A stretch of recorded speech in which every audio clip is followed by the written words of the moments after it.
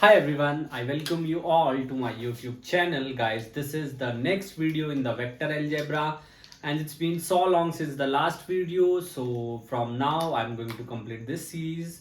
So let's start. The main highlight for today lecture is, first of all we will discuss position vector. Position vector.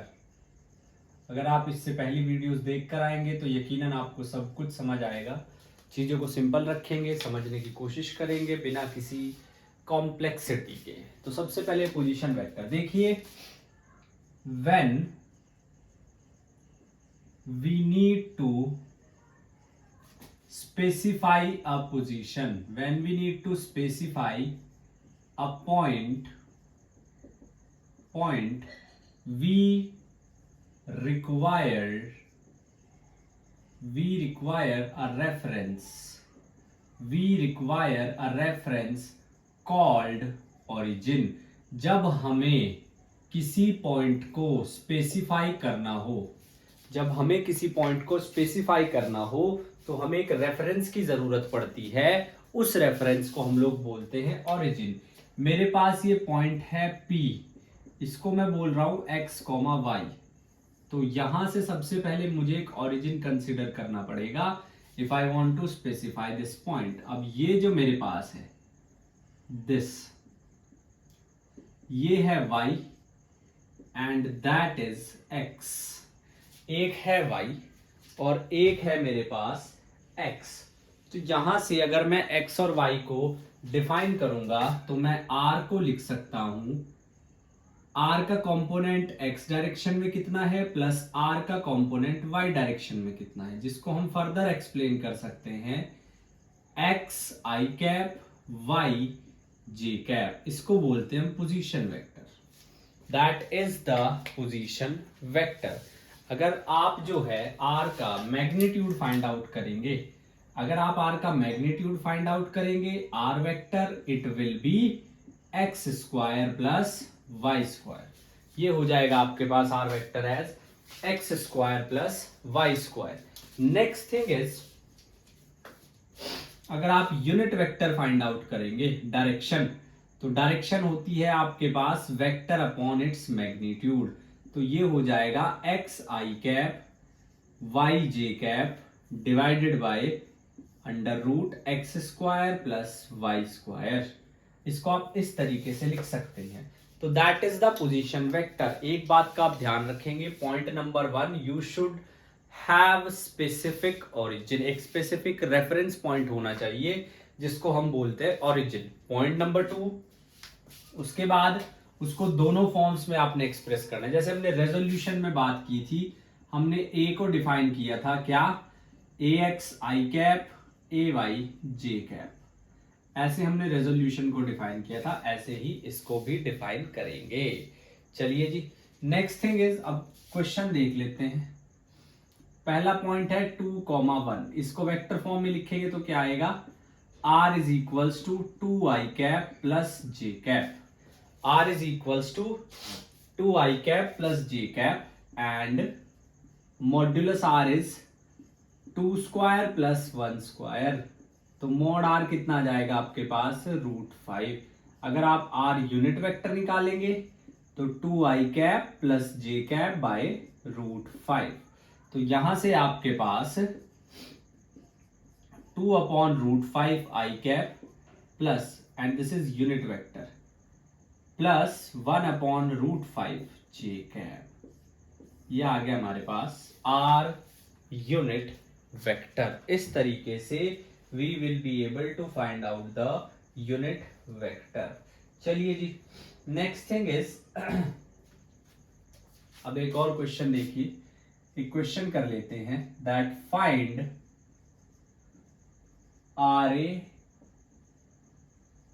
RB, RC and RD. अब कुछ point ले लेते हैं.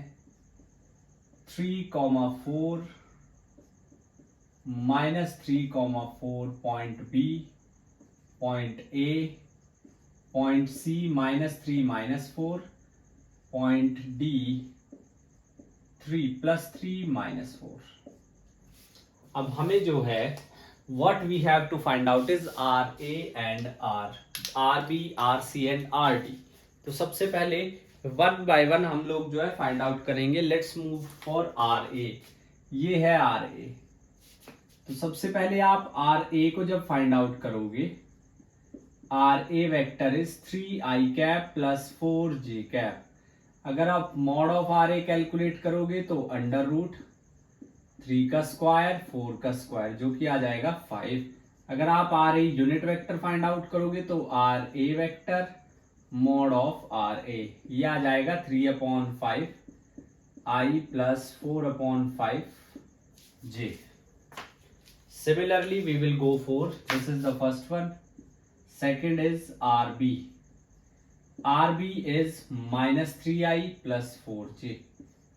और आपके पास RB vector कितना आ जाएगा, ये भी आपके पास 5 ही आएगा। RB unit vector minus 3/5 i cap 4/5 j cap. Third one is RC। RC vector is minus 3i cap minus 4j cap. RC mode कितना आ जाएगा 5। RC unit vector minus 3/5 i cap 4/5 j cap. And fourth one is RD। कितना 3i minus 4j। तो RD कितना आ जाएगा mod के साथ फिर से 5, और RD unit vector is 3/5 i cap 4/5 j cap. इस तरीके से आप जो है पोजीशन वेक्टर किसी भी पॉइंट का फाइंड आउट कर सकते हैं। इस तरीके से आप किसी भी पॉइंट का पोजीशन वेक्टर जो है वो फाइंड आउट कर सकते हैं। चलिए जी, नेक्स्ट थिंग इज अब थोड़ा ध्यान से समझते हैं। अब बात करते हैं एक लास्ट क्वेश्चन, थोड़ा आपको हेल्प करेगा। क्वेश्चन की शुरुआत कहां से करें, यहां से करते हैं। चलिए, क्वेश्चन है the coordinate of a point is 1,1। The coordinate of a point is 1,1।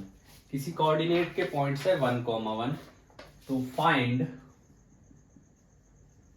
First is its position vector.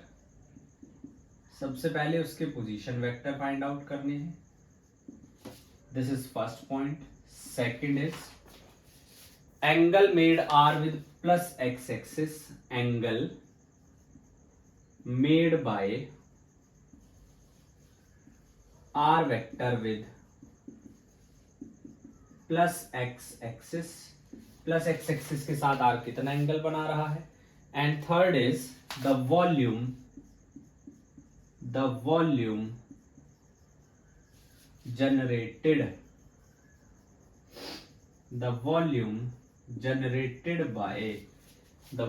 generated by या ऐसा लिखते हैं द वॉल्यूम ऑफ अ कोन। यहां थोड़ी सी बातें लिख लेना। Of a cone generated when the line segment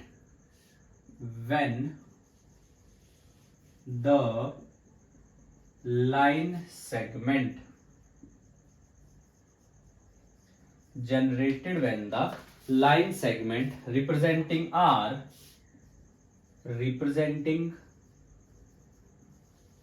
R rotates about plus x axis, keeping one end fixed। एक एंड हम फिक्स रखेंगे। तो चलिए जी, अब सबसे पहले इसी क्वेश्चन को सॉल्व करते हैं। वीडियो को पॉज करके नोट कीजिए।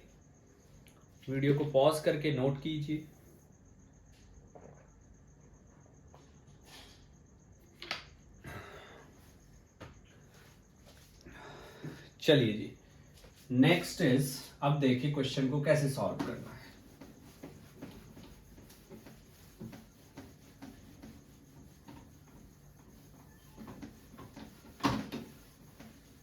जो पहला स्टेप है वो बहुत ही सिंपल है। आपको पॉइंट गिवन है and what you have to do is to find out its position vector. उसका पोजीशन वेक्टर फाइंड आउट करना है 1,1 का, 1,1 का। तो R will be I cap plus J cap.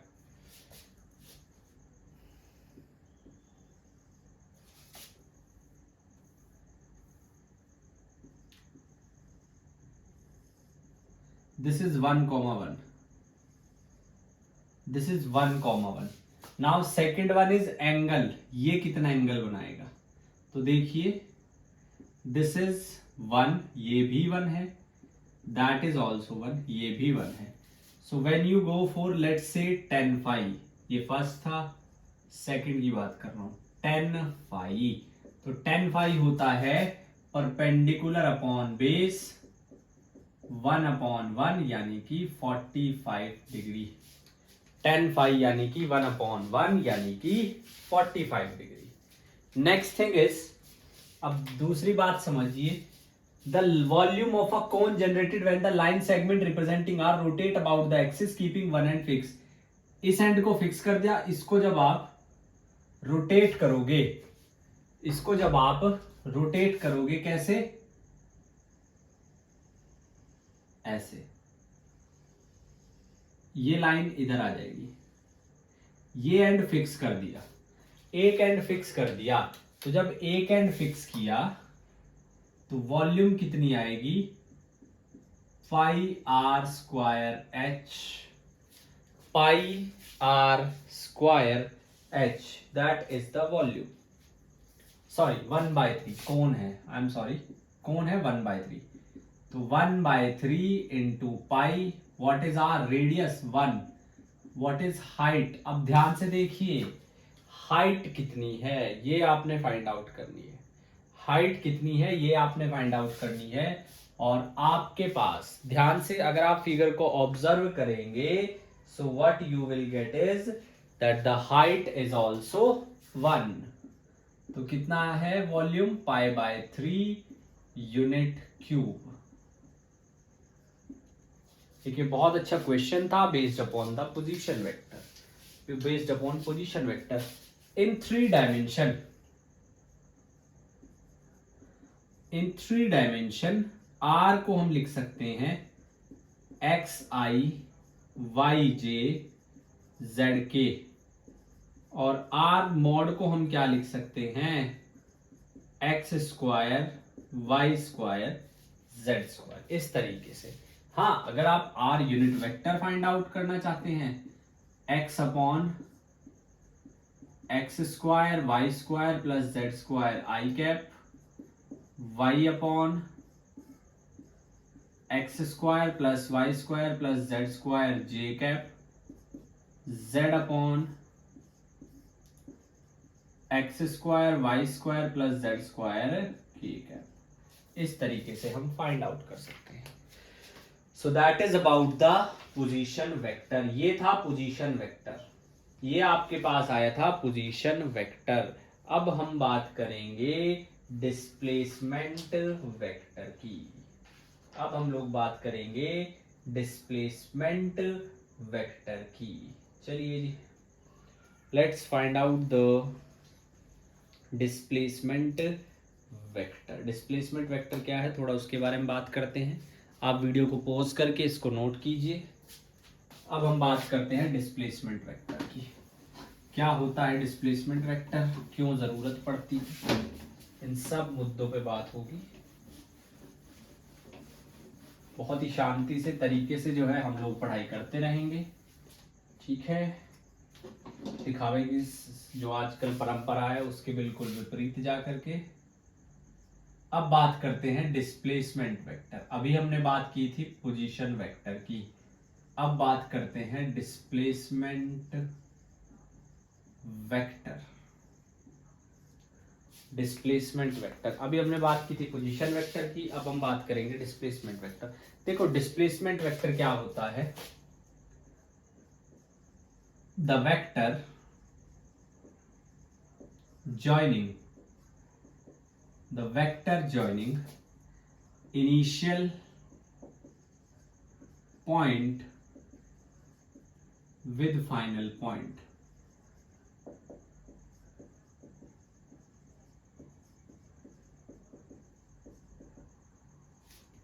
जो इनिशियल पोजीशन कह सकते हो आप, इनिशियल पॉइंट कह सकते हो, उसको फाइनल के साथ जो जोड़ता है उसको बोलते हैं हम डिस्प्लेसमेंट वेक्टर। चलिए अब थोड़ा सा समझते हैं। Suppose that there is a point P and whose coordinates are x, y. There is a coordinate Q whose points are चलो x1 y1 x2 y2. So this is the displacement distance. So first of all O, this is point P, this is point Q, that is the displacement vector. ये आपके पास displacement vector है। एक point P है, एक point Q है। तो अगर हम ट्राइंगल लॉ लगाते हैं, this this this, so from triangles law क्या कहता है? OP and PQ when two vectors are represented by the two sides taken in same order, then the resultant is represented by the third side but taken in opposite order, is equals to OQ. And when I want to find out PQ vector, it will be OQ vector minus OP vector. And this comes out to be, अब इसको भी थोड़ा ध्यान से समझते हैं। PQ vector is OQ vector minus OP vector. OQ vector को ध्यान से देखिए, पोजीशन वेक्टर ऑफ दिस। तो भाई PQ वेक्टर कितना आ जाएगा?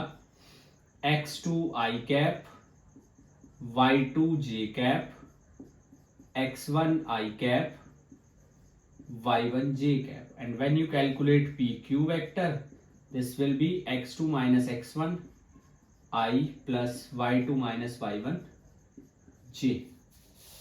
And if you want to calculate like the unit vector, so PQ vector is x2 minus x1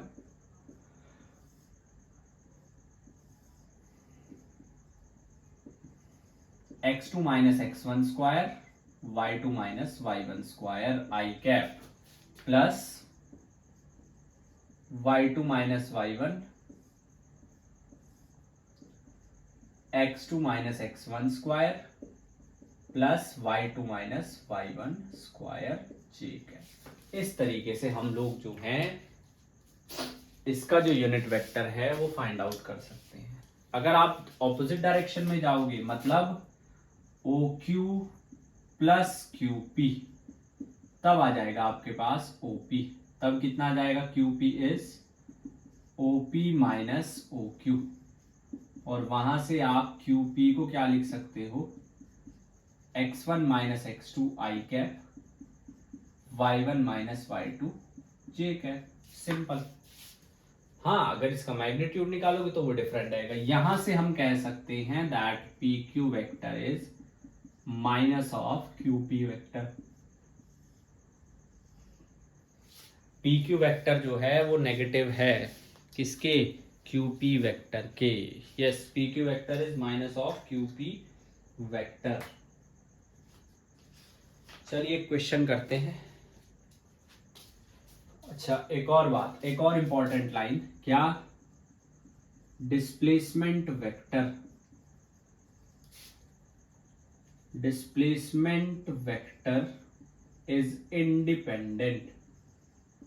is independent of choice of origin।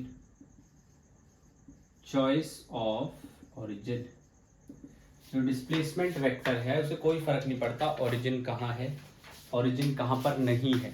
It doesn't create any difference, so that is very important. So let's do a question so that you could understand it more easily. Question है, a particle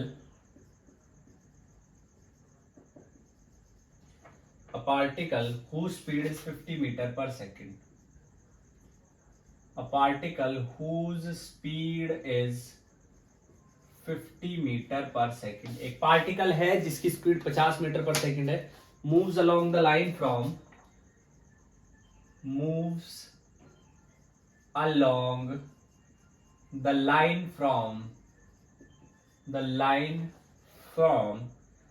A 2,1 to B 8,9 to B 9,25. Find its velocity vector. Find its velocity vector. हमें जो है उसका velocity vector find out करना है। Yes, हमें जो है उसका वेलोसिटी वेक्टर फाइंड आउट करना है। सबसे पहले आप क्या करेंगे, ए बी वेक्टर निकालेंगे। Moves along the line A B के अलोंग मूव कर रहा है, ए से बी जा रहा है। तो जब आप ए बी वेक्टर कैलकुलेट करेंगे वो आएगा B vector minus A vector. 9 minus 2 I cap 25 minus 1 J cap, यहां से आ जाएगा 7 I cap plus 24 J cap. अब वेलोसिटी वेक्टर इसकी डायरेक्शन में चाहिए, तो भाई A B vector unit vector क्या हो जाएगा 7i 24j divided by 49 plus 576। 49 plus 576 जब आप उसको यहां से सॉल्व करोगे तो ये आ जाएगा 7/25 आई कैप 24/25 जे कैप। अब जब आप वेलोसिटी वेक्टर निकालोगे तो आएगा 50 scalar multiplication of a vector, उससे इतना कोई फर्क नहीं पड़ता, लेट मी टेल यू। तो v आ जाएगा 14 I cap plus 48 J cap. This is the answer. इसी को अगर आप 3 डायमेंशन में कैलकुलेट करेंगे इन 3D तो डिस्प्लेसमेंट वेक्टर आ जाएगा x2 minus x1 I cap y2 minus y1 j cap plus z2 minus z1 k cap and vice versa. इसका उल्टा भी सही है, x1 minus x2 I cap y1 minus y2 j cap z1 minus z2 k cap. Magnitude निकालना है तो under root x2 minus x1 का square y2 minus y1 का स्क्वायर z2 माइनस z1 का स्क्वायर। आई होप ये दोनों concept position vector and displacement vector is clear to you. For more amazing stuff don't forget to subscribe the channel, video को share कीजिए जितना आप कर सकते हैं so that everyone could get benefit from that. I am not asking that much, it's just please hit the subscribe button so that I will get enough motivation to bring quality content for you. Till then, keep studying, keep working hard. Thank you so much and Jai Hind.